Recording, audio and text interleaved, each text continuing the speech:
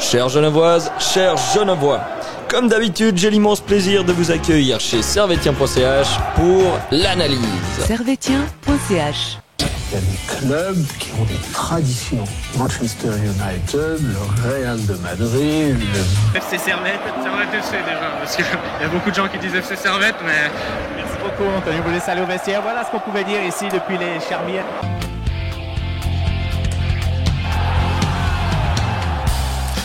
Camarades servétiennes, camarades servétiens, bonjour, bonsoir et bienvenue dans votre podcast de l'analyse. Aujourd'hui, on va parler du match de Servette qui s'est opposé au FC Lugano et qui a malheureusement perdu pour la première fois de la saison 3-1. Donc on va revenir sur ce match, on va faire un point bien sûr sur toutes les actions, sur les tops et les flops. On va aussi parler de Super League aujourd'hui avec les résultats de ce week-end.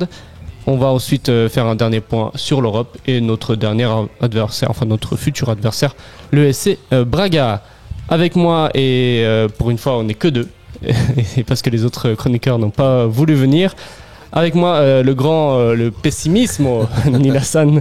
Comment tu vas, Nil Hassan ? Bah ça va, un peu déçu du match de hier, un peu frustré du résultat, mais j'avais annoncé une défaite de Servette et du coup pour changer, pour changer, mais ouais un peu en gueule de bois, on va dire. Ah, je comprends. Toi tu l'as vu chez toi le match, non ? Ouais, ça. J'ai vu sur la télé, pas fait le déplacement et chapeau à tous ceux et à tous celles qui ont fait le déplacement à Lugano, qui étaient nombreux et puis que on nous a bien entendu à la télé en tout cas. Ouais, c'est clair. Bravo, big up à eux, parce que c'est pas facile d'aller jusque là-bas. Ils ont pris le car, je crois. 6 heures de car, un truc comme ça. On discutait de ça juste avant l'émission. Il y en a qui sont revenus à 4 heures du matin. Ouais, c'était un long périple. Un long périple. C'est toujours un long périple d'aller à Lugano. Quelle idée aussi que le Tessin joue au football. Voilà, on va se plonger directement du coup dans cette rencontre qui a été malheureusement mauvaise pour Servette, mais on va revenir point par point. On va revenir sur la compo de départ que nous avait proposé Eberly. Est-ce qu'il y a besoin de revenir joueur par joueur ou dire juste que c'est la même compo que contre Yverdon avec juste Rouillet qui était suspendu et du coup Baron qui a pris sa place? Je pense qu'on n'a même pas obligé de citer la composition. Ouais. Je crois que c'est quasiment la même compo qu'on retrouve à chaque match, sauf que là on a Rouillet qui est suspendu. Sinon le reste c'est la même composition du dernier match contre Yverdon avec un Crivelli en pointe et Antunes en soutien dans l'attaque, sort de numéro 10 qui fait la transition entre le milieu de terrain et l'attaque, mais sinon le reste du classique. Ouais. Est-ce qu'on peut dire qu'il a trouvé son système ? Ouais, je pense qu'on va rester sur ce système-là et je pense que c'est le système que Weiler a mis en place après le match contre Lucerne la saison dernière en septembre. On a commencé un peu à mieux jouer, à enchaîner les victoires et depuis ce dispositif fonctionne très bien pour Servette en championnat. Après en Coupe d'Europe contre des adversaires d'un autre calibre, on a vu que Servette la saison dernière adaptait son système de jeu, jouait avec un peu plus sur un vrai 4-4-2 avec plus un système de contre et de pressing. Peut-être qu'il va changer en Europe, on sait pas, ou peut-être qu'il va maintenir le même style et la même tactique en Europe, ça on verra contre Braga justement. Ouais. Donc ça c'est un peu le schéma qu'on va retrouver la plupart du temps en Super League. Après on verra pour l'Europe, peut-être ça sera amené à changer. Mais c'était un système qui est déjà presque le même que Weiler nous proposait la saison passée. Ouais, avec un faux neuf qui est Antunes. Un faux neuf avec un Antunes qui prend de plus en plus de responsabilités et qui est prêt et qui est apte à assumer ce rôle. Ce qui n'était pas le cas il y a 2-3 saisons en arrière. Mais on reste sur la stabilité et puis ça permet que les joueurs ont déjà des automatismes. Ils se connaissent tous, ils connaissent le système, du coup il n'y a pas de temps d'adaptation. Ouais, clairement. Elle a relevé que la défense était composée de 3 gauchers. Baron, Séverin, Mazikou. Peut-être une petite adaptation qu'il fallait faire aussi. On n'est pas habitué d'avoir autant de gauchers en charnière, en défense. En défense. Après c'est juste dommage la suspension de Rouillet. Il a pris 2 matchs ou... Il a pris 2 matchs. Il sera pas là contre balle. Voilà, on va pas polémiquer, mais voilà. pour une petite faute assez Légère. qui pour moi n'aurait pas dû mériter un rouge, mais bon, on va pas revenir sur ça. Mais c'est vrai que la défense Rouillé-Séverin, la paire centrale, c'est du solide. Ouais. C'est juste dommage que cette saison, par les blessures et les suspensions, ils ont pas pu trop jouer encore ensemble. Je crois qu'ils ont fait juste un match ensemble, je crois. Ouais, le dernier La paire, contre le Verdon. dernier. Ouais. Ils ont même pas pu faire un match complet ensemble. Du coup, j'ai hâte de revoir cette charnière centrale de retour. Ouais, clairement. Et on n'a pas de nouvelles de Bouzamoucha là qui était recruté justement en défense centrale. Ouais, qui est blessé, mais on sait pas quand il va revenir. Ouais. Ok, top. On va revenir. Maintenant, on va passer au fil du match. Bon, on va pas revenir action par action parce qu'en première mi-temps, il s'est rien passé. Pas grand-chose. Pas grand-chose. Il y a eu quelques actions, mais rien vraiment de dangereux. On a eu l'action où on est parti sur le côté avec Maziko qui a fait un bon centre à Stevanovic, un centre dangereux où Steva a pu la prendre avec la tête et l'arrêt a pu faire un gardien. C'est arrivé sur le gardien, c'était pas vraiment une balle dangereuse, mais ça restait quand même une belle action. Puis après, vers la fin de la première mi-temps, on avait le coup franc le coup franc de Cognac qui est sauvé par, il me semble, c'était le gardien qui l'arrête. Mais c'est vrai que, mis à part ces deux occasions-là, Servette n'a pas eu d'autres d'actions dangereuses. Le Gano a eu une occasion assez dangereuse. Maul avait fait un arrêt. Mais c'est vrai que la première mi-temps, il manquait beaucoup de... Peut-être c'était la chaleur, mais peut-être ça s'explique par la chaleur, par le fait que Lugano revient du match contre Fenerbahçe, que Servette va jouer le match européen jeudi. Il n'y avait pas beaucoup d'intensité en première mi-temps. Les équipes, il n'y avait pas beaucoup de pressing.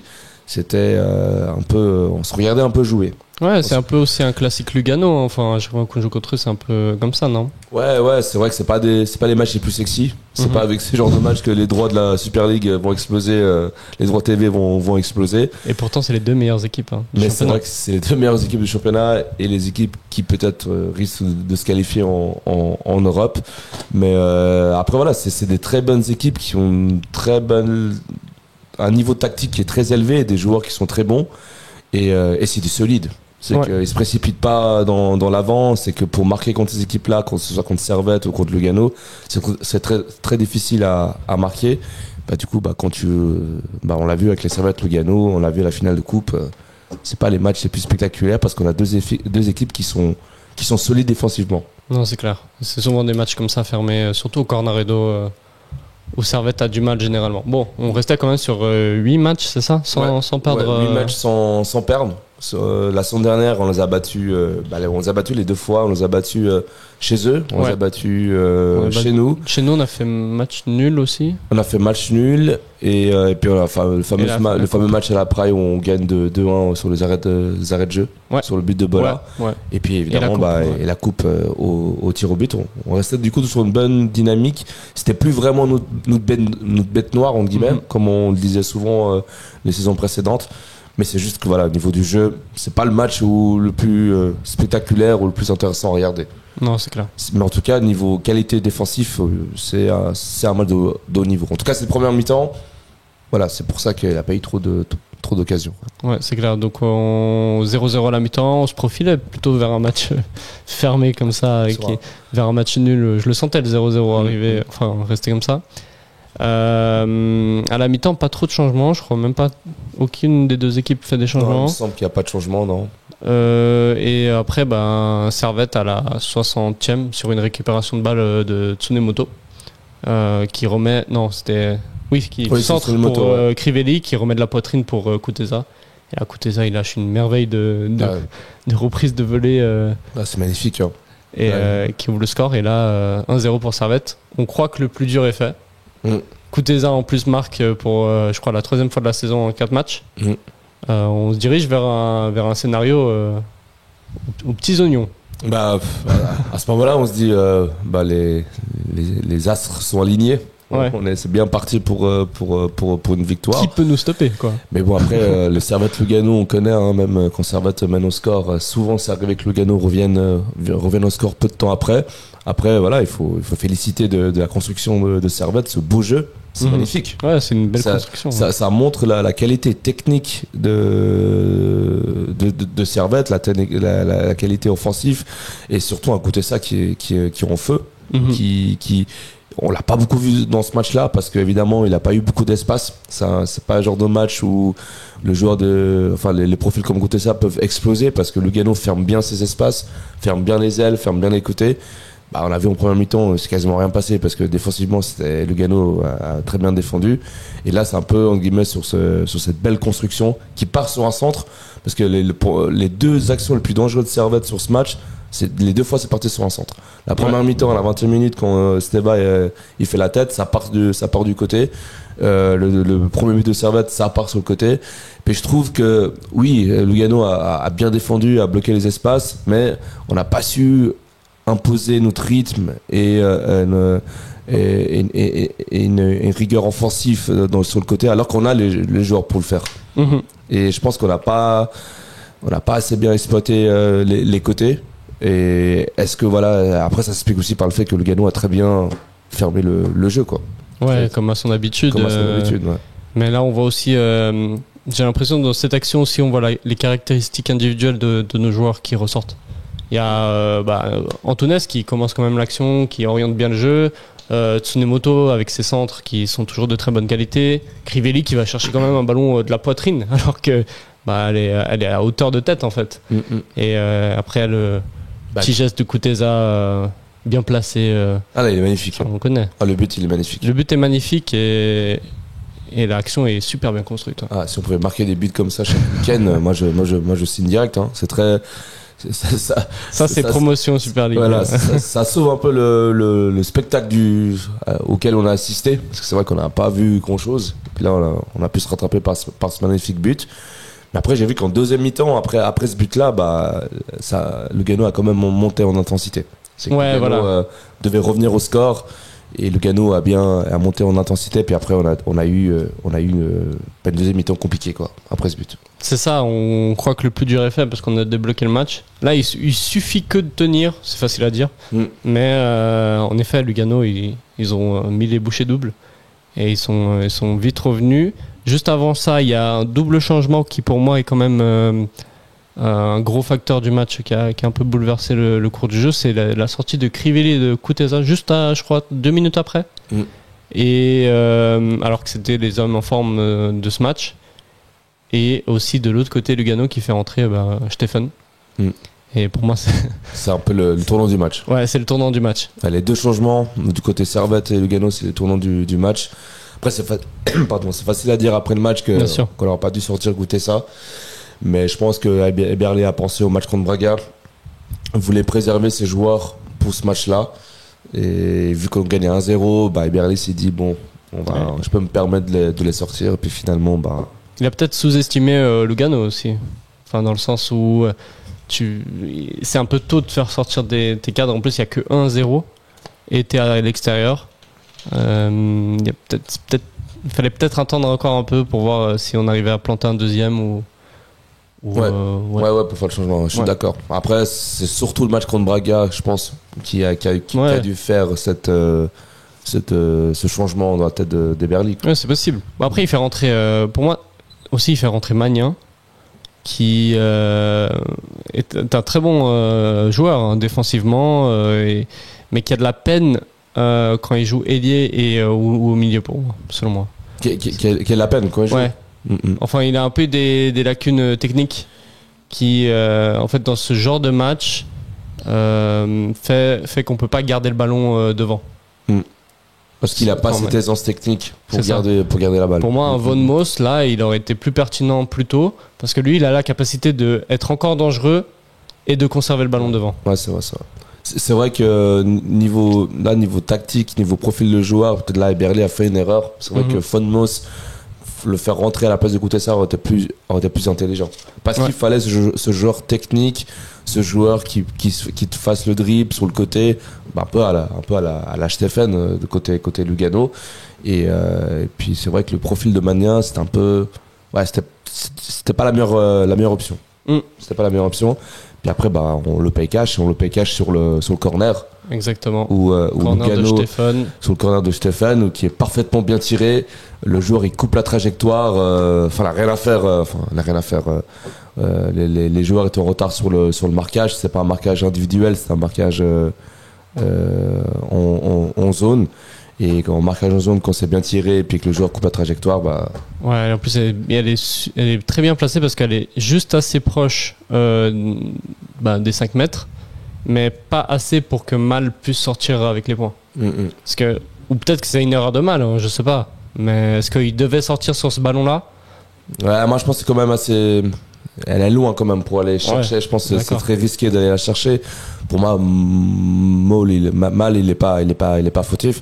Après voilà, c'est Mazikou sur le marquage qui suit pas le joueur en fait finalement. Parce que après c'est trop tard. Le joueur il coupe la trajectoire sur la ligne. Le joueur est déjà parti, c'est trop tard là. Mazikou il pouvait plus rien faire. Ouais, mais comme tu dis, c'est du marquage en zone. Donc au début de l'action, il l'a pas. Enfin, il sait pas que c'est lui qui doit aller dessus. C'est au cours de l'action qui va au marquage. Parce que là, il est là. Mazikou, bon, c'est pas très radiophonique ce qu'on fait, mais Mazikou est dans la zone des 5 mètres, en marquage de zone, et son adversaire est à 2 mètres. Et en fait, il fait une course en diagonale, et puis Mazikou le rejoint qu'à la fin. Parce que c'est un marquage en zone. Ouais. Et en marquage de zone, quand c'est bien tiré, la trajectoire, la défense, malheureusement, on peut pas faire grand-chose. Du coup, est-ce que c'est mieux de faire du marquage individuel ou en zone dans un corner? Alors moi, je suis plus sur l'individuel. Ouais. Beaucoup plus sur l'individuel parce que individuel, s'il a but, c'est que c'est une erreur du joueur, de la défense. Alors qu'en zone, c'est compliqué. Si c'est bien tiré, bah c'est plus l'adversaire qui a l'avantage. Je suis d'accord. Et puis à ce moment-là, on se dit bon bah voilà, c'est super, on est reparti sur un match nul. Ouais. Et encore, c'était un bon point pris parce que à ce moment-là. Enfin, même en deuxième mi-temps, j'ai trouvé Lugano plus entreprenant, quoi. Plus entreprenant, peut-être pas plus. Enfin, percutant, c'est un gros mot, mais j'ai pas vu Lugano déborder sur les côtés, prendre de court nos défenseurs. Parce que justement, Servette aussi a bien resté en bloc bas. Mais pour moi, Lugano, ils ont gagné ce match sur des détails. Ils ont gagné le match sur les détails, sur ce corner de Stephen. Puis après, on va en parler justement de ce ballon. Ce fameux autogol où Mazikou qui fait la passe en retrait au gardien et puis Maul qui se loupe complètement. Là, il y a deux versions. Il y a ceux qui disent c'est la faute de Mal parce que ce genre de ballon, un gardien ne peut pas le rater. Il y a d'autres qui disent que le latéral, lui, ne doit pas faire une passe cadrée dans les buts à son gardien. J'entends cette version des gens qui disent que c'est Mazikou qui n'aurait pas dû faire la passe, mais pour moi, c'est pas une passe qui est très compliquée non plus. Il y a un rebond, mais. Non. Après, Mazikou, pour moi, il fait la passe en retrait, mais c'est pour moi, c'est le gardien de Servette qui se loupe complètement. C'est pas une passe compliquée, c'est pas un tir sur le gardien. Je pense que 10 fois, Mazikou fait cette passe en arrière, 9 fois, Maul, il la contrôle. Jusque-là, c'est des choses, malheureusement, qui arrivent dans le foot, dans une saison chez un gardien. C'est des choses qui peuvent arriver une fois par saison. Mais j'espère pas que ça se reproduise souvent. C'est vrai que si ça commence à se répéter régulièrement, là on va commencer à remettre en doute Maul et à le critiquer. Mais là, voilà, c'est des choses qui arrivent. C'est des choses qui arrivent dans le foot, malheureusement. On peut pas le critiquer là. C'est des erreurs d'inattention. On peut le critiquer là, mais c'est un gardien qui, dans sa régularité, est un très bon gardien. En plus, récemment, il nous donne quand même le titre de Coupe de Suisse. Donc. Mais après voilà, pour moi, on perd pas ce match par cette erreur, parce que après finalement nous on n'a pas été plus dangereux après ce match. Non plus. Après le 2-1, c'est pas pour autant qu'on a couru en attaque pour essayer de marquer et pour avoir des actions. Au contraire, c'est Lugano qui nous marque sur une merveille, sur un exploit individuel de Stephen. Décidément, il est rentré, il a fait la différence parce que il arrive sur son côté, il met un petit point en doigt et il enroule parfaitement sa frappe poteau rentrant. La Mal, il peut rien faire. Et ça fait 3-1. Et puis les détails. Là, la frappe, elle est suffisamment bien cadrée pour que ça fasse poteau rentrant. Non, c'est un exploit individuel. Après, c'est ce qu'il faut voir peut-être pour comprendre l'erreur de Servette. C'est ce qui se passe avant que Stéphane à la balle. Je sais pas si c'est sur une contre-attaque. Je sais pas si on perd la balle au milieu de terrain. J'ai l'impression qu'on perd la balle. C'est une passe en retrait ratée. Une passe en retrait ratée de la part de Servette. Je crois que c'était à l'attention de Mazikou. Et après, ça part vite en contre et Stéphane, Là, il fait la diff, quoi. là, on peut rien faire. Là, on peut rien faire, on peut rien dire. Mais on voit que l'origine de l'action part d'une erreur. passe en retrait, d'une erreur. D'une deuxième passe en retrait, mais qui est mal dosée. Puis finalement, Lugano n'a pas réussi à marquer sur le jeu en construisant contre nous. Non. C'est que ça, c'est aussi un côté positif pour nous et pour la suite de la saison, parce que Lugano, pour moi, c'est la meilleure équipe du championnat actuellement. Ils ont sorti une grosse prestation contre Fenerbahçe. Puis finalement, pas sur encaisser le but sur le jeu, c'est positif pour la défense. Mais c'est vrai que là, on perd le match sur des détails. On perd le match sur un autogol, sur une passe en retrait qui était mal dosée, sur un exploit individuel de Stéphane, Ouais. et le corner qui est très bien tiré. Et ça fait première défaite de la saison. J'ai une question, est-ce que c'est peut-être pas un mal pour un bien, parce que ça fait aussi que Servette n'arrive pas contre Braga avec en mode il faut quand même un petit bas pour remonter. ouais. Ouais, c'est. Je sais pas si tu vois ce que je veux dire, Oui, mais c'est dans le sens où ça permet de rester concentré, voilà, pas de pas d'aller prendre sur- la grosse tête et d'arriver contre Braga super confiant et en final On se prend une claque. Une claque. Non, là, de ce que je vois, on n'a pas. Finalement, c'est Lugano qui gagne ce match sur des détails. Nous, on n'a pas réussi à être bon offensivement parce que Lugano nous a empêchés. Moi, je pense que ce match-là, on joue contre une équipe qui est en dessous de nous, des Lucerne, des Saint-Gall, des Lausanne. On le gagne, ce match. C'est-à-dire que c'est porteur c'est positif pour la suite de la saison. Mais contre une équipe comme Lugano, qui pour moi va peut-être gagner le championnat, on ne sait pas. Peut-être gagner le championnat. On n'est pas assez bon offensivement pour marquer plus donc de c'est buts. l'offensive qui a pêché pour toi, Pour moi, pas c'est le défensif. Pour moi, hier, c'était défensif d'un côté, oui, parce que il a la passe au retrait qui est mal dosée, le marquage aux zones qui est pas efficace. Le troisième but, c'est une passe en retrait qui a été mal dosée. Du coup, c'est pas la faute de la défense, c'est des erreurs individuelles qui ont coûté ce match. C'est des erreurs individuelles qui ont coûté ce match.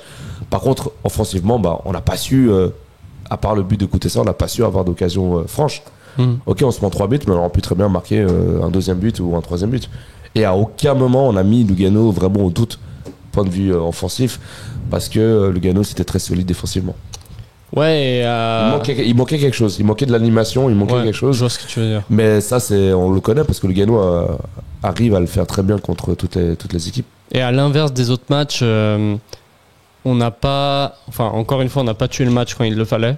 Donc là, on gagnait 1-0, on aurait dû peut-être tuer le match, mais on n'a pas pu. Et aussi, à l'inverse des autres matchs, on a concédé là où on ne concédait pas. Par exemple, contre Yverdon, contre Young Boys et contre Lucerne, on a eu des phases un peu moins bien. On a beaucoup concédé d'actions, mais il n'y a pas eu de but au final. Et là, au Lugano, 3 actions, 3 buts. C'est létal, quoi. Ouais. C'est les détails. C'est la force des grandes équipes. C'est vrai. C'est la force des grandes équipes. Finalement, même Lugano, imaginons qu'ils avaient que ces 3 occasions-là, ils les mettent. Ils les mettent et puis ils gagnent le match. C'est comme ça que tu gagnes un championnat, c'est comme ça que tu fais des résultats. Mais c'est vrai que sur les 3 premiers matchs, on a eu un peu de chance à certains moments où à des moments on aurait dû se encaisser des buts. Et la réussite était de l'autre côté. Ouais. Mais là, aujourd'hui, Lugano a été maître de son destin et a gagné le match sur des détails. Les détails, c'est ce qu'on va retenir. Ouais. Non, c'est clair. D'autres choses à dire sur ce match ou on peut passer au top? Sur ce match, c'est un match particulier. C'était un match qui avait beaucoup de chaleur. Servette avait un match après contre Braga. Ils sont peut-être pas donnés à 100% dès le début du match. Peut-être qu'ils ont un peu anticipé une fatigue, du coup ils ont peut-être joué avec le frein à main en première mi-temps. Et puis le fait que Lugano a été beaucoup trop fort défensivement, tout simplement. Beaucoup trop fort défensivement. Et Lugano, on a joué contre la meilleure équipe du championnat, tout simplement. Ouais, je vois. Il n'a pas autre chose à dire, on a joué contre la meilleure équipe du championnat. C'est vrai, c'est en tout cas sur les matchs qu'on a vus actuellement de Super League, c'est la meilleure équipe du championnat. Et sur la continuité de la saison passée aussi. Ok, top, on va passer au top et au flop. Because we're gonna play football.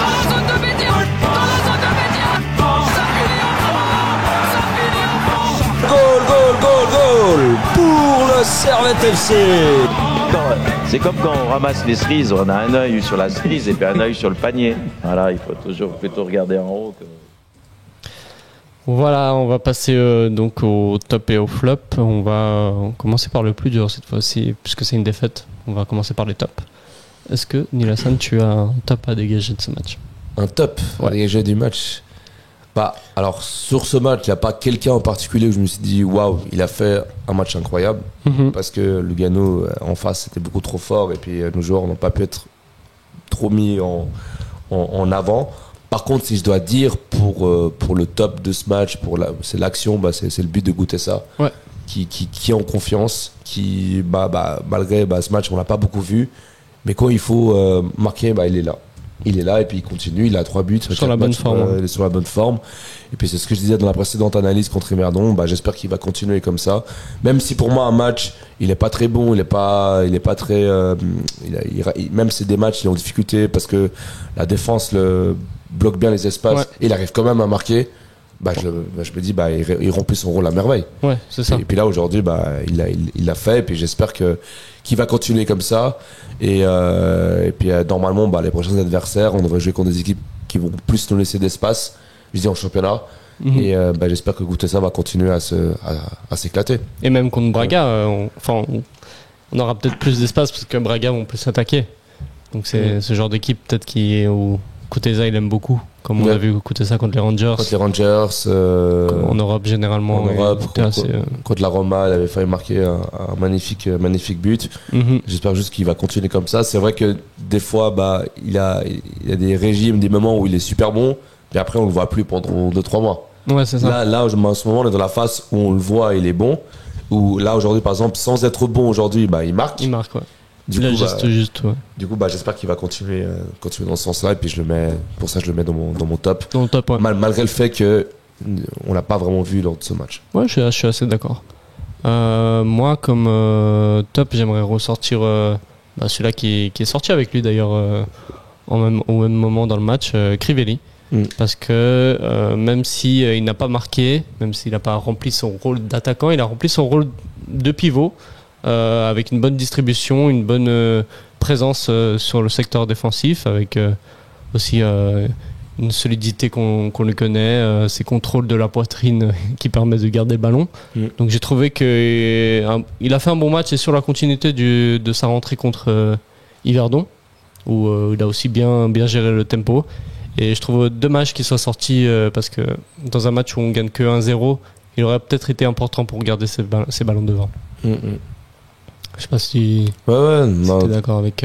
Totalement. Là, pour l'instant, son rôle, on le connaît. Crivelli, c'est pas le mec qui c'est pas un Bédia. Ouais. C'est pas le même profil que des deux attaquants qu'on a achetés. C'est plus le profil, comme t'as dit, de celui qui va jouer au dos avec les défenseurs, qui va essayer de récupérer des ballons, qui va essayer de faire la passe à l'attaquant pour qu'il puisse marquer. Et puis ça, pour l'instant, depuis le début de la saison, il le fait plutôt bien. Ouais, c'est clair. Et puis on l'avait critiqué fin de saison dernière, même les tout premiers matchs. Je trouve que là, il repart avec une bonne motivation, une bonne motivation, une bonne dynamique. Et puis j'espère juste qu'il va. Par contre, ça engrange des petits millions ça peut se faire cet été. Alors peut-être selon des rumeurs, il pourrait partir cette saison. Je l'espère pas. Mais en tout cas, le seul point négatif de Crivelli, souvent, c'est sa mentalité où il craque, où il amène ce carton rouge. Pour l'instant, c'est pas encore arrivé. Ça va. Touche du bois, mais c'est un peu une des choses où un de ses plus gros points négatifs, c'est ça, quoi. Ouais, c'est le mental. C'est le mental. Là, pour l'instant, il est irréprochable, donc tant mieux. Que ça reste ainsi.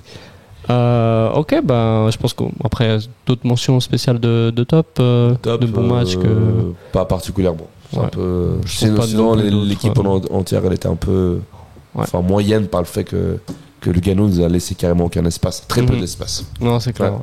Non, peut-être Antunes aussi qui a bien orienté le jeu, mais à son habitude, mais pas plus que d'habitude. Ouais. Donc peut-être pas un top. Niveau flop, t'en as un? Niveau flop. J'en ai noté pas mal.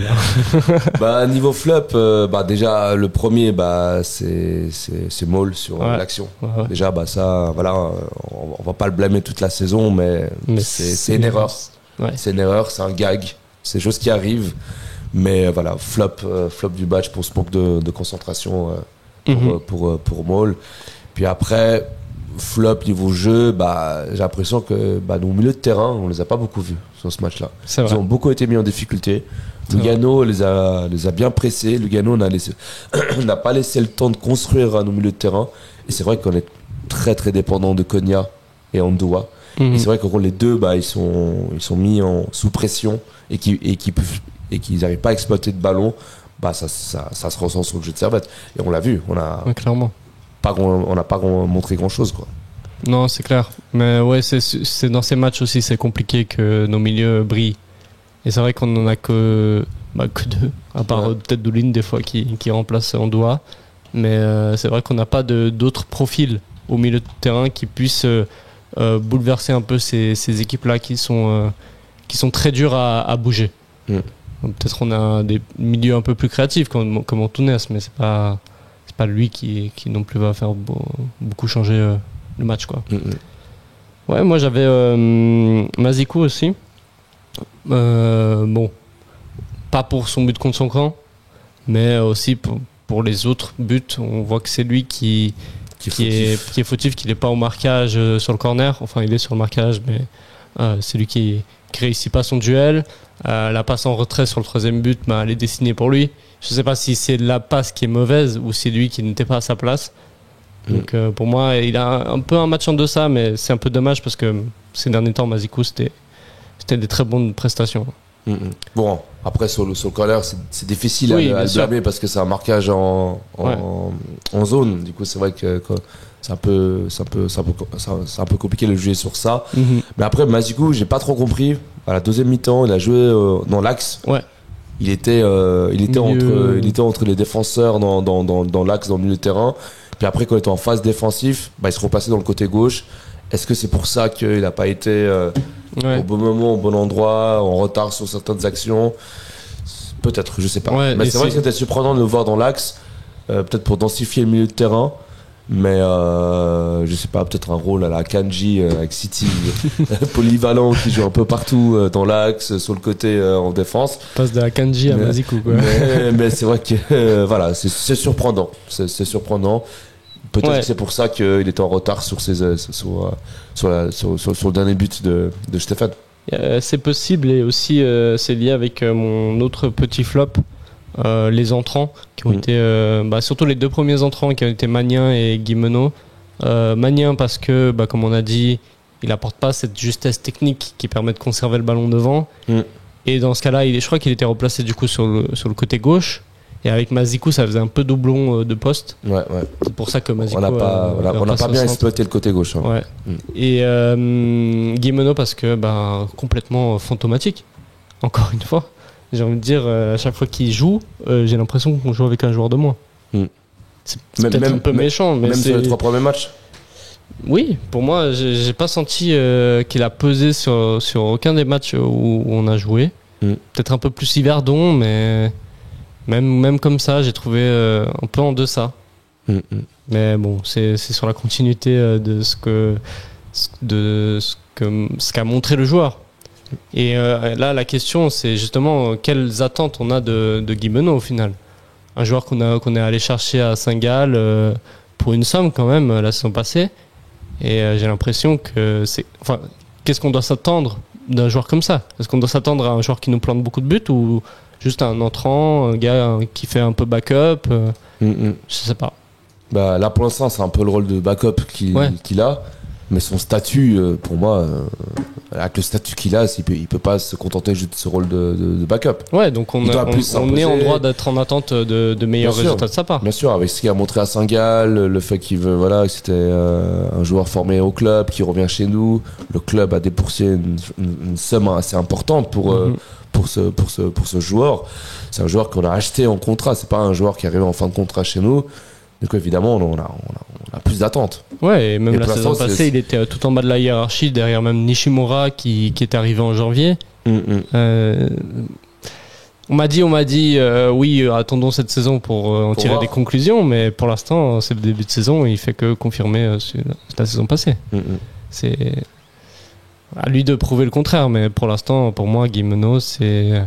Enfin, si on fait la saison avec que Crivelli et Guimeno, bon, il y a d'autres, hein, il y a Benyangba, Simba Koli, mais on n'a pas encore vu de qu'est-ce qu'il pourrait montrer. Mais moi, je trouve que c'est un peu léger sur le front de l'attaque, quoi. Sur l'attaque, on l'a vu aujourd'hui, il a manqué beaucoup de choses en attaque. On Ouais, était clairement. beaucoup mis en difficulté face à une équipe qui défend bien. Puis ça se voit que notre justesse, notre limite en attaque. Contre Yverdon, contre des équipes moyennes, ça passe parce qu'on domine dans le jeu. Du coup, on se crée des espaces, on a plus d'occasions. Mais voilà, est-ce que cette attaque va fonctionner avec Guimeno en Europe pour l'instant, on n'a pas l'impression. Pas l'impression. Après, mais... comme tu as dit, l'année dernière, on se disait, c'est pas grave, on lui laisse le temps. Ouais. On lui laisse le temps, mais jusqu'à quand? Jusqu'à quand? C'est ça la question. C'est ça la question. Ouais.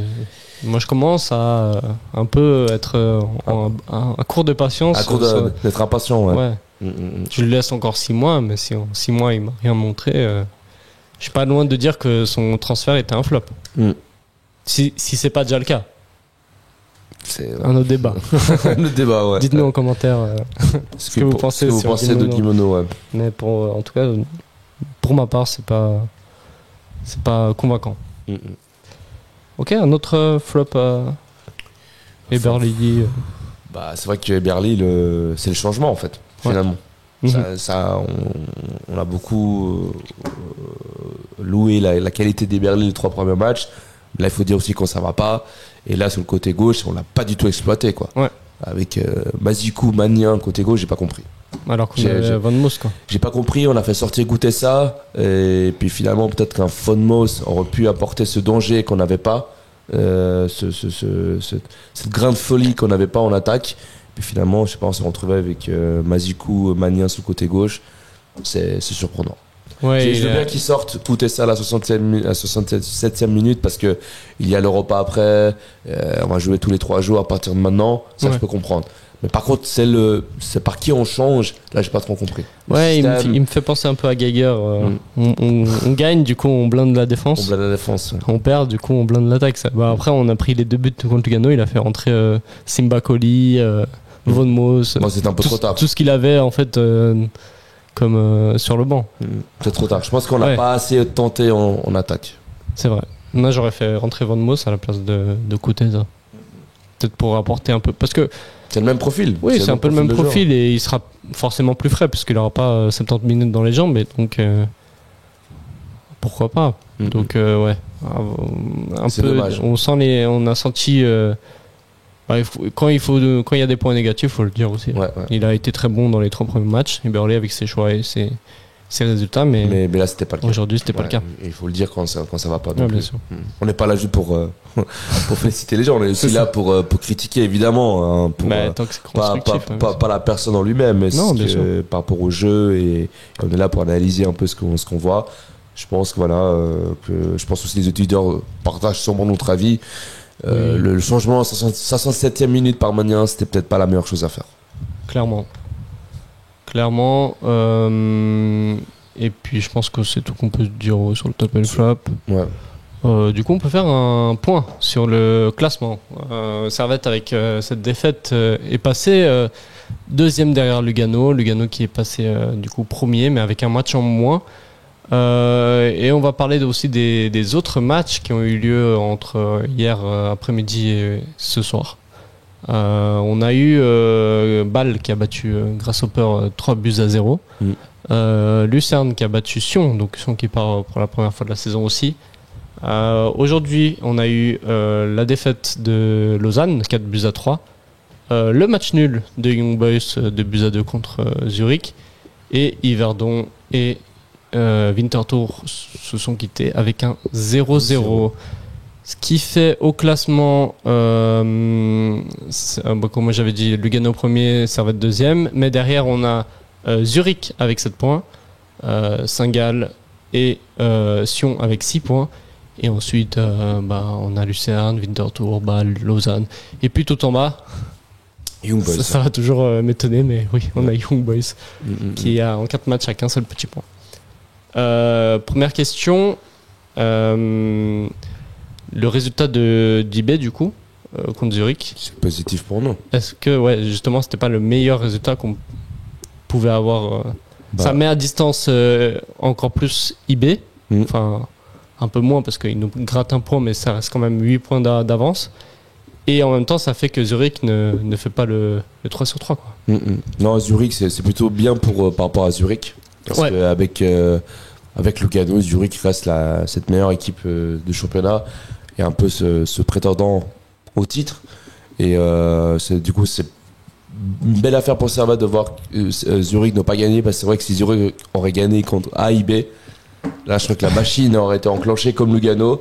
On aurait eu 2 TGV devant nous, là ça aurait été pas le plus évident pour nous. Mais oui, c'est un bon résultat pour Servette. Et après, sur l'ensemble, là aussi Bâle qui revient, Bâle qui confirme. Bâle qui avait fait un bon match contre Lugano à domicile. Ils avaient perdu ce match 2-1 chez eux. C'est vrai que ce match-là, ils l'ont perdu sur des circonstances. Pour moi, ils auraient pu chercher le match nul. Bâle aurait très bien pu gagner ce match contre Lugano. Bâle n'a pas perdu le match parce qu'ils avaient les derniers matchs parce qu'ils ont. C'est pas comme IB qui ne montre rien. IB, les 3 premiers matchs, les 4 premiers matchs, ils ont rien montré. Là, le match contre Zurich, j'ai pas regardé le résumé. Je sais pas ce qu'ils ont montré, mais c'est niveau du jeu, c'est inquiétant.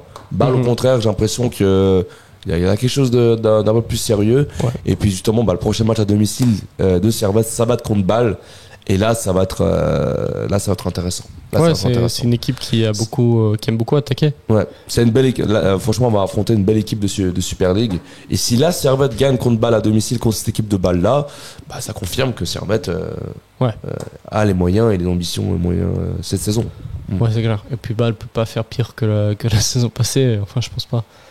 En termes de résultats, on a aussi Sion qui a du coup perdu, ce qui est aussi une bonne affaire pour nous. Bonne affaire pour nous, parce qu'ils étaient jusque-là aussi dans le 2 sur 2.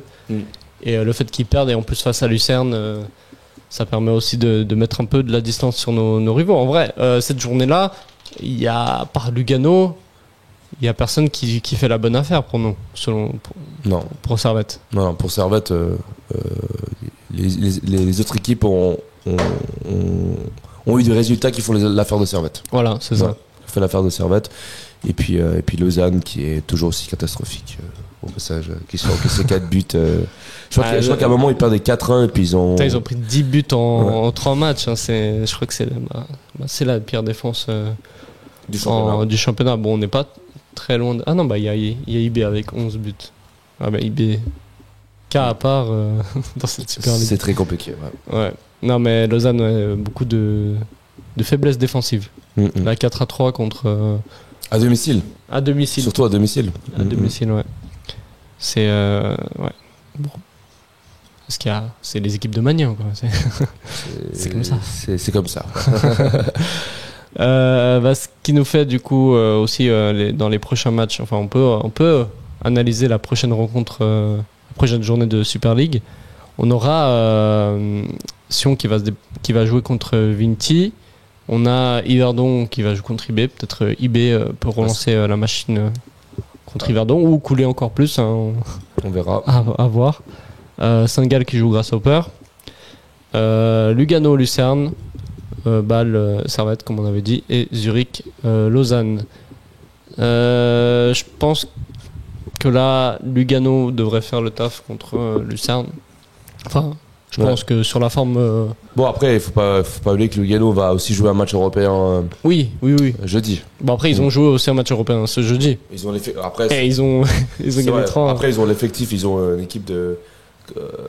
C'est que chaque poste est doublé par deux, et pris par deux bons joueurs, quoi. C'est ce que Croci Torti disait avait demandé, match, demandé à sa direction d'avoir un effectif complet. Et puis si le joueur titulaire se blesse, le joueur qui le remplace est aussi bon à son poste. C'est pas juste un remplaçant. On a vu ça contre Servette. Les entrants, ils étaient tout aussi dangereux que les joueurs titulaires. On a vu Stéphane qui a fait. On a vu Stéphane en effet. qui a mis le corner, qui a mis le but. Non, Lugano pour moi. Ça va gagner contre Lucerne Logiquement, je pense après dans le aussi, foot, logiquement, on sait jamais. Ouais. après dans le foot, la logique. Faire gaffe aussi à Saint-Gall qui n'est pas si loin que ça et qui fait pas non plus des mauvais résultats. Et qui là, je vais jouer contre Grasshopper qui. Bon, Grasshopper, c'est un peu l'équipe. C'est un peu l'équipe qui, je pense, qui se fait taper par tout le monde. En qui fait. se fait taper par tout le monde. Ouais, effectivement. Ouais. Mais ouais, c'est ça. Et puis Lausanne qui va jouer contre Zurich. À voir ce que ça donne. Mais je pense que Zurich là aussi ne devrait pas avoir trop de mal à s'imposer. Ouais, c'est pour ça que c'est le résultat, quoi. Enfin, contre Bâle, surtout pas perdre à domicile, quoi. Parce que quand tu vois que Zurich joue contre Lausanne. Et puis que Lugano va gagner sûrement contre Lucerne. Un match, une défaite, ça ferait pas nos affaires, quoi. Ouais, c'est clair. On a le classement des meilleurs buteurs. Kuteza qui est deuxième, égalité avec Di Giusto, et puis Barry qui est premier. Barry qui est en forme. Hein. Ouais. Barry qui. Faudra faire gaffe à lui. Barry où ils annoncent des rumeurs de transfert à Saint-Etienne. Ah ouais. On verra si ça va se faire. Mais en tout cas, je crois qu'il a 14 buts sur cette année civile. Ouais, c'est pas mal. Ouais, hein. 14 buts. Pour lui qui avait fait des débuts catastrophiques avec Bâle, avec un carton rouge, penalty manqué contre le Tobol. Là. Finalement, ça va bien pour lui. Ouais. Mais c'est un joueur que j'ai vu jouer contre Servette. Qui est très bon. Qui est un bon joueur. Hein. Ouais, j'aurais bien voulu chez nous, lui. Hein. Ils sont allés chercher en D2 néerlandaise. Comme quoi. Voilà. Il y a des petits bugs de caméra, mais bon, vous avez l'habitude sur les derniers podcasts. On s'en excuse. Je pense que c'est la chaleur. La caméra est en train de fondre. C'est la défaite. C'est la défaite d'hier. C'est la défaite, elle veut pas tenir non plus. Pour changer de sujet, on va passer du coup à l'Europe. Puisque en fait, lundi à midi, on va connaître notre futur adversaire, que l'on gagne ou que l'on perde contre Braga. Du coup, si on gagne contre la double confrontation, on sera en barrage d'Europa League. Et on sera européen quoi qu'il arrive. Et on sera européen quoi qu'il arrive. Et on sera pour le tirage des barrages en tant que tête de série, parce qu'on prendra les points de Braga. Et si ça arrive, on aura un tirage plus simple que si on perd contre Braga et qu'on finit en Conference League, parce que on sera déjà pas tête de série.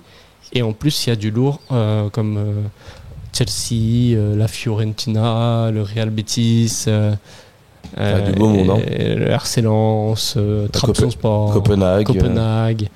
Du lourd. Du lourd. Donc, et en plus, si on se retrouve en barrage de conférence et qu'on a pas mal de chances de tomber contre un gros, si on perd ce barrage, on n'est tout simplement pas européen. Ouais. Alors que le barrage d'Europa nous assurer au moins, même si on perd ce barrage-là, de se retrouver en Conference League. Donc on arrive dans une situation où Servette doit s'imposer, pour avoir plus de chances de se qualifier, doit s'imposer contre Braga, mais ça reste Braga. Braga, ça va être compliqué. Hein. Ouais, Braga, ça va être compliqué, c'est déjà dans 4 jours. Ouais. Ça finit 4ème du championnat du Portugal, derrière des équipes comme Sporting, Porto, Benfica. Et ils ont lessivé l'équipe ils ont joué. Ils ont gagné 5-0, je crois. À l'extérieur. Ouais, à l'extérieur, 5 ou 6-0, je me souviens plus. Ouais, 5-0. Ouais. Mais après, voilà, nous, on est solide défensivement. J'ai l'impression que ce match-là, il est beaucoup plus. Il sera beaucoup plus compliqué que ce match contre Genk. Genk, il y a un an en arrière, on avait dit que ça allait être une grosse équipe, ça allait être un gros match. Finalement, Genk n'a pas été trop là la saison dernière. Ils sont un peu effondrés en championnat. C'était pas. On était plus resté sur le Genk de la saison dernière que... La différence avec Genk, c'est que. En tout cas, Genk, c'est comme ça qu'ils marchent, c'est qu'ils font des saisons où ils font des super résultats, mais ensuite en été ils vendent tous leurs joueurs, parce que c'est un peu le système du championnat belge, c'est de faire percer après c'était un peu plus faible, les jeunes. Ouais. Alors que Braga, c'est plus une équipe installée sur le long terme en Europe, et qui a des joueurs qui restent pas mal de saisons et des joueurs expérimentés. Voilà, Joao Moutinho, 37 ans, un beau duel, Joao Moutinho contre Timothée Cogna, ça va être magnifique. Joao Moutinho qui a 37 ans. Mais après, voilà, il suffit de voir la valeur marchande des joueurs de Braga qui est clairement monstrueuse, supérieure à Servette. Et moi, j'ai l'impression que Braga n'a pas commencé son championnat. Braga a déjà joué le match officiel contre en qualification. C'est peut-être l'avantage qu'on a sur eux. Ouais, peut-être le seul avantage qu'on a, c'est qu'on a peut-être plus de rythme. Après, moi, une équipe comme Braga, même s'ils n'ont pas plus de rythme que Servette, ça reste supérieur à Servette. Et pour moi, si on passe, c'est un exploit. Ce sera un immense exploit. Un énorme exploit. Tout va jouer dans ce match à l'extérieur. Si on se prend une valise, le retour, on peut oublier. Ce qu'il faut se concentrer, c'est que le match aller, si on fait un bon résultat, on fait un match nul. Un match nul, ce serait parfait. Puis après, on joue à la maison, à domicile, devant les publics servétiens. Et là, on aurait peut-être plus de chances de passer. Mais on n'est clairement pas les favoris. Et puis là, il faudra que Servette joue son match. Il faut que tous les joueurs soient à 200%. Comme ils l'ont fait contre la Roma l'année dernière. Ouais. L'année dernière, contre la Roma à domicile, on a montré un match exceptionnel, un match de haut niveau. Et pour moi, Servette cette double confrontation contre Braga doit monter son intensité, doit être là avec son intensité, et c'est ça qui fait la différence en Europe. Parce qu'on l'a vu contre Lugano, les joueurs ont joué avec le frein à main parce qu'ils savaient qu'ils avaient un autre match peu de temps après. Mais là, contre Braga, il ne faut pas avoir de calcul. Les deux matchs, il faut jouer avec une haute intensité, du rythme, gagner ses duels physiques, et surtout aucune erreur individuelle. Ce genre de match, les erreurs, tu les payes cash. Et les erreurs qu'en Super League qui passent, où t'as pas trop de conséquences, en Europe contre des équipes comme Braga, tu le payes cash. C'est la double peine. Ouais, non, mais ça sera vraiment un autre niveau, parce que je pense que comparé à Genk, c'est vraiment un autre niveau. Même pour moi, c'est même du plus haut calibre que Rangers. Même si Rangers c'était quelque chose, mais là c'est une équipe qui chaque année joue l'Europe, que ça soit en conférence, en Europa ou même en Ligue des Champions. C'est une équipe qui est toujours là, et qui est toujours derrière aussi en championnat, des Benfica, des Porto. Et ça fait la diff, parce que c'est pas Genk qui joue le Royal Antwerp ou le Standard de Liège ou Anderlecht. Eux, ils sont habitués à jouer des grosses équipes qui sont Porto et Benfica, et en plus des fois ils font pas le figure contre ces équipes. C'est quand même une équipe qui est tout le temps dans le top 3, donc qui fait des résultats, et même avec Sporting. Et je pense que ça va être compliqué. On a l'avantage d'avoir joué plus de matchs qu'eux là, ce début de saison. Mais si on se qualifie, ça reste un immense exploit. Ça reste le plus gros exploit. Enfin, je sais pas si c'est le plus gros exploit de Servette en termes d'adversaire. Possiblement. Si on passe, parce qu'à Roma, finalement, on n'a pas gagné. Ludogorets et puis Pilsen, c'était des équipes qui étaient entre guillemets plus favorites que nous, mais il n'y avait pas une grosse différence. Là, clairement, une grosse différence. Après, Servette, il ne faut pas non plus qu'ils disent qu'ils partent sur le fait qu'ils vont perdre ou que ça va être impossible à gagner. Servette a quand même perdu au tir au but d'un 8e de finale de Coupe d'Europe la saison dernière. Ils étaient au port d'un quart de finale de Coupe d'Europe.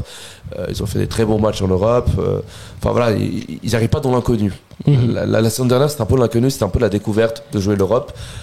Maintenant, on a l'habitude de voyager, on a l'habitude de gérer ce match tous les 3 jours.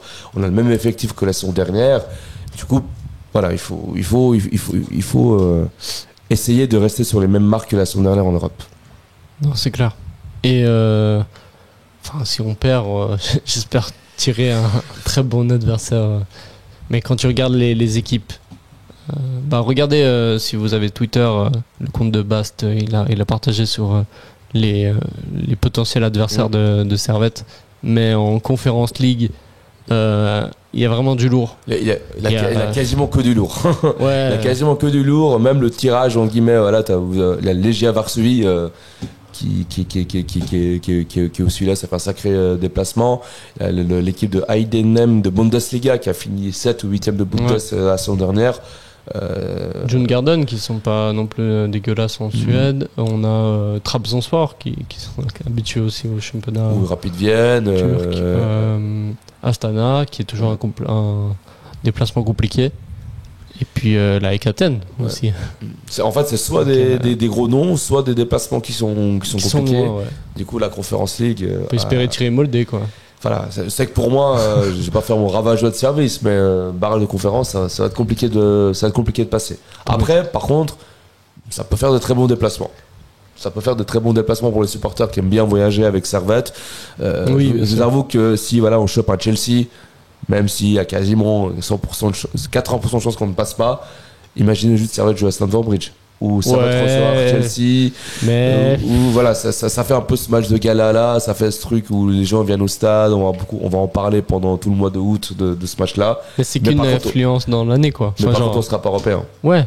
Alors que si on passe les barrages là, si on est européen, on jouera de toute façon 8 matchs, parce que maintenant ça a changé la formule.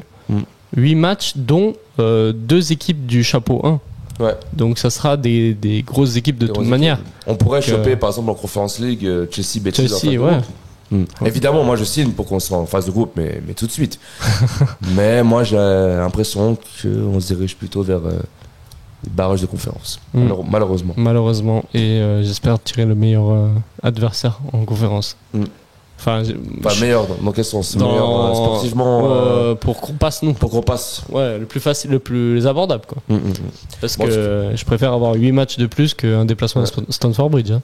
Mais en tout cas, moi je vous dis, si on chope Betis ou Chelsea, lundi en tirage au sort, même si le match contre Braga n'est pas fini, moi je réserve jamais mes vols pour Londres et Séville. Hein.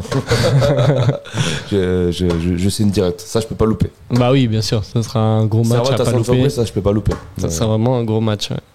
Et là, on bat Chelsea. Ça sera la crise à Chelsea. Hein. Ouais. Ils seraient pas européens et tout. Non, c'est clair. Je pense qu'on a tout dit sur le match de Braga. Pas d'autres choses à mentionner. Moi, je me déplace pas. Toi, tu vas pas à Braga. Malheureusement, non, Braga, je pourrais pas. Mais le match de barrage, je risque sûrement de partir. Peut-être, j'espère pas pour une dernière fois. De la saison. En tout cas, le truc, c'est qu'une fois que tu as goûté l'Europe, t'as envie de goûter ça chaque saison. Ouais. Parce que franchement, je peux vous dire, l'hiver est long.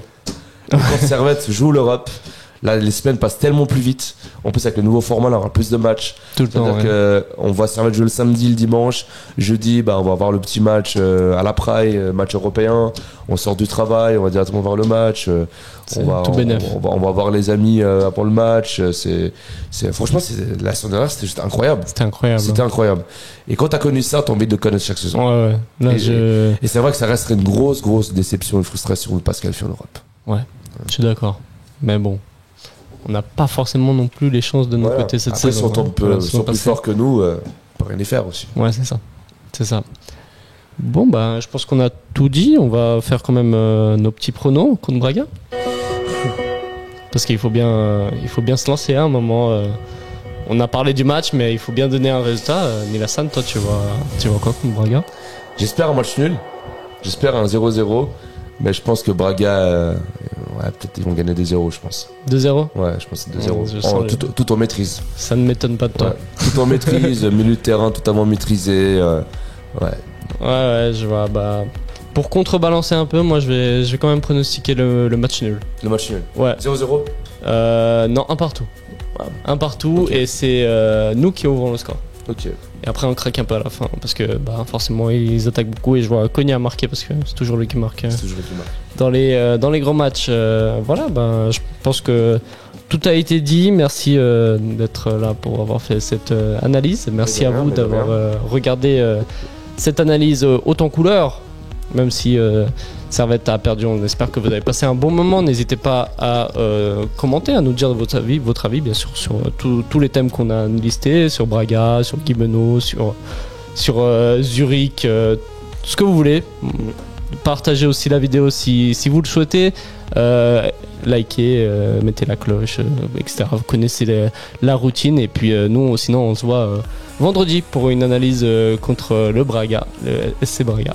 Et puis sinon passez un bon week-end. Bon week-end. Et ciao, allez Servette. Allez Servette.